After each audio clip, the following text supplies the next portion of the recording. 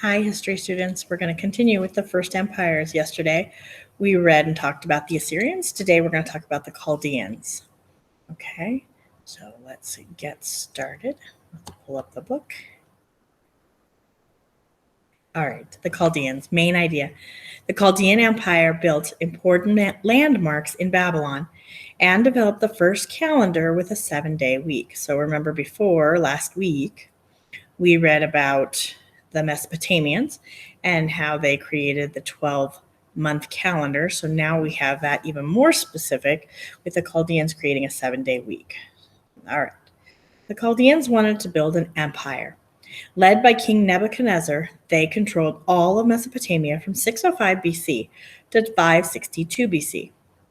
The city of Babylon. Most of the Chaldeans were descendants of the Babylonian people who made up Hammurabi's empire about 1,200 years before, so quite a period of time has passed since Hammurabi now. They rebuilt the city of Babylon as the glorious center of their empire. Babylon quickly became the world's largest and richest city. It was surrounded by a brick wall so wide that 2 chariots could pass on the road on top. Built into the wall at 100-yard intervals were towers where soldiers kept watch. Large palaces and temples stood in the city's center. A huge ziggurat reached more than 300 feet into the sky. Another marvel, visible from any point in Babylon, was an immense staircase of greenery, the hanging gardens at the king's palace. These terraced gardens showcased large trees, masses of flowering vines, and other beautiful plants. A pump brought in water from a nearby river. Nebuchadnezzar built the gardens to please his wife, who missed the mountains and plants of her homeland in the northwest. And usually I skip this, but I want you to look at this.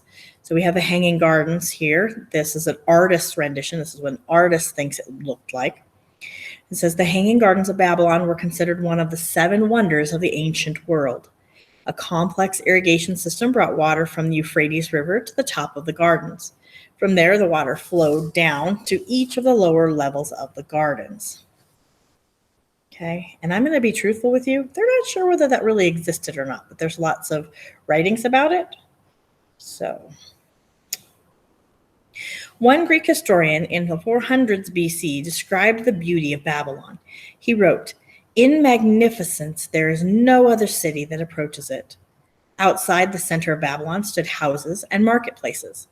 There, artisans made pottery, cloth, baskets, and jewelry. They sold their wares to passing caravans or groups of traveling merchants.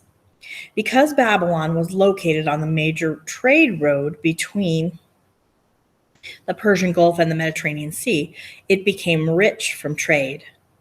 Babylon was also a center of science. Like earlier people in Mesopotamia, the Chaldeans believed that changes in the sky revealed the plans of the gods. Their astronomers, or people who study the heavenly bodies, mapped the stars, the planets, the phases of the moon. The Chaldeans made one of the first sundials and were the first to have a 7-day week. Why did the empire fall?